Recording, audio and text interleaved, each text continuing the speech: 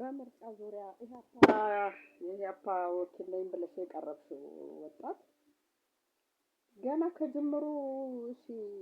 ዶክተር አብይ ሰብስበው አንዳንድ እንትኖችን አንዳንድ ልማቶችን መሰረታዊ ልማቶችን አሳይተውን ሲጨርሱ ጋበዙን ቆርጥ ምናምን አለ እንዴ ታዲያ መጋበዝ ምንድነው ችግሩ? ገና ከጅምሩ ብቻ እንኳን ወቀሳ ሆና እንኳን እንከን ሆና ገና ከጅምሩ ይሄን እንደው ወቀሳ መሰቀል ታዲያ እንግዳ ሲመጣብን እኛ ባህላችን ነው እንግዳ ጠርቶ በባዶ ይሸኛል እንዴ በባዶ ሄድ በደረቅ እንደውም ና ያሉት እንግዳ ራሱ ፍሪዳ ይባላል ለምን ና ከተባለ አንድ ሰው ድንገት የመጣንና ና የተባለ እኩል አስተናገድም እንደማለት ነው። ስለዚህ ገና ካሁኑ ወቀሳ መጣ ጀመር ደግሞ ኢህአፓ የሚባለው ራሱ ፓርቲ በደርግ ጊዜ ደርግን ከደርግ ጋር ስንት ወጣት የተጨራረሰበት ነው። ነጭ ሽብር እያለ ኢህአፓ ሲገድል ስንት ቀበሌ ሰራተኛ ምናምን ደርግ አባል ነው እያለ ደርግ ደግሞ ተቃዋሚዎች ናቸው እያለ ስንት ወጣት ነው የሰረሸነው ስንት ትውልድ ነው ያለቀው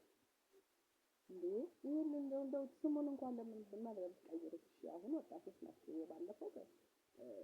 እኛ እንኳን ብዙ አልደረስንበትም ኢህአፓ ጊዜ ትንንሽ ልጆች ነው ዘመዶቻችን አሉ በኢህአፓ ጊዜ የሆኑ ታስረው እንኳን እስር ቤት ደርግ የሚያሰቃያቸው ከማሰሩ ማሰቃየት እስር ቤት ሊሆኑ ሲገኝ እዚህ ጋር ነገራችን ላይ ማስሮ ማሰር በቂ ነበር ታስሮ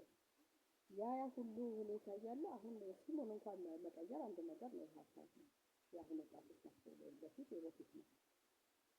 እና ትውልድ ያለቀበት ነው ኢህአፓ ራሱ ምንድን ነበር ዓላማው ደርግ ምን ነበር ዓላማው ምን ሲያደርግ ነበር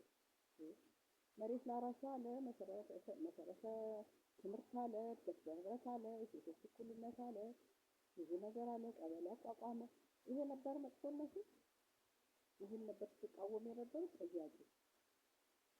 ክፍለ ሀገር የተባለው በደርግ ጊዜ ነው በፊት ጠቅላይ ግዛት ለታጠለ ጠቅላይ ግዛት ነው